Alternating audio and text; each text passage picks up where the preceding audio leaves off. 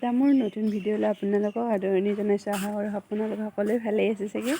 আৰু মোৰ নতুন ভিডিঅ'টো আজি মোৰ ভিডিঅ'টোত দেখাবলৈ ওলাইছোঁ। আমাৰ মায়ে মানে কাঠফুলাৰ খেতি কৰিছে। তো কাঠফুলাৰ খেতি কৰা প্ৰচেছটোতো আগতে দেখাই আছে, কেনেকৈ ভিজাই কেনেকৈ টোপাটো বনায়।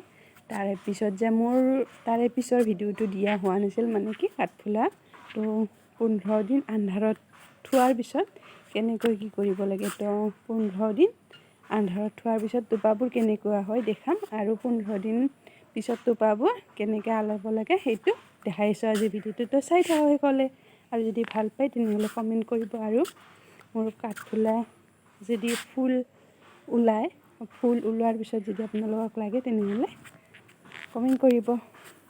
চাই থাকক ভিডিঅ'টো। 15 দিন পিছত এনেকৈ দেখা হয় টোপাবোৰ পূৰা বগা পৰি যায়।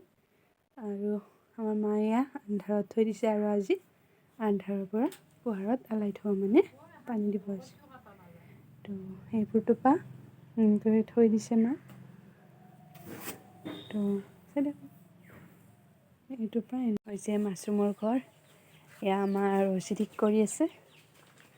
এইবোৰ ৰছীতে টোপাবোৰ আলোৱা হ'ব। তো মা আৰু মই আলাম, তো চাই থাকিব ভিডিঅ'টো।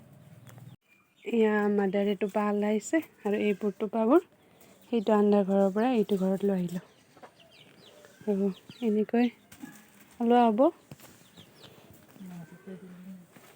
মানে এটা টোপা আলোৱাৰ পিছত এনেকৈ গাঁঠি মাৰি দিব লাগিব। তাৰে পিছত আৰু এটা টোপা আলাব লাগিব, তাৰে পিছত আৰু এটা গাঁঠি দিব লাগিব, তাৰপিছত আৰু এটা টোপা আলাব লাগিব, তাৰপিছত আৰু এটা ইয়াত টোপা দি দিব পাৰিব। সেনেকৈ আৰু এয়া আমাৰ টোপাবোৰ আলোৱা হৈ গ'লে ৰছীত আলালো এনেকৈ। তাৰে পিছত ইয়াত এতিয়া পানী দিব পৰা হৈছে টোপাবোৰত। তো এতিয়া পানী দিম 15 দিন।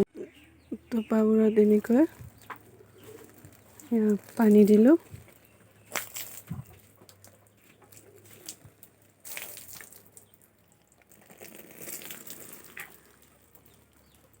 পোন্ধৰ দিন কাৰণে পানী দি ৰখি দিম। তাৰপিছত ফুলটো ওলাব।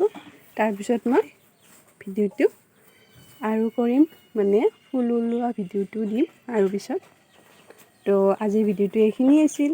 Thank you. ভিডিঅ'টো চাই কিনে যদি ভাল পাইছে কমেণ্ট কৰিব, আৰু ভিডিঅ'টো চোৱাৰ বাবে ধন্যবাদ।